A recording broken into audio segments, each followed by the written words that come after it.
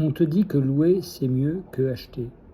Je vais te démontrer le contraire grâce à l'indice des loyers que je vais te présenter ci-après. Donc, comme tu peux voir, là, tu es sur le site de l'INSEE qui te publie les loyers. Voir que ceci augmente chaque année puisque c'est prévu par trimestre et ça augmente.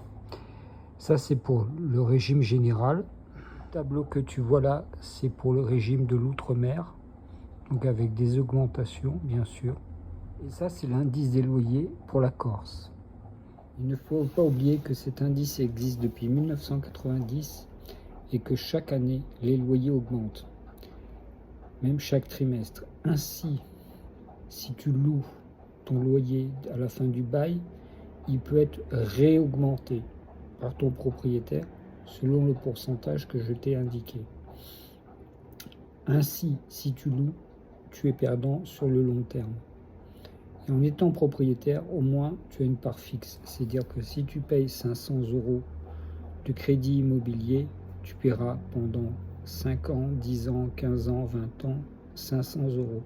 Et ce ne sera pas augmenté à chaque fois. Tandis que si tu es locataire, ton propriétaire peut augmenter ton loyer à la fin du bail. En général, ils font des bails très courts, d'1 an à 3 ans. Voilà. Donc ainsi, la vidéo qui suit te présente un contre-argumentaire que je conteste. Vidéo, bien sûr, TikTok, mais bon, chacun fait comme il veut. Est-ce que vous savez à combien est valorisée l'entreprise Microsoft en dollars? Non, je sais pas du tout, c'est à combien? Alors, il faut que vous cherchiez un petit peu, c'est en milliers de milliards de dollars. Pas du tout, aucune idée. 10 milliers de milliards? C'est un peu moins. 5 milliards? Et exactement, vous savez? C'est 3000 milliards de dollars.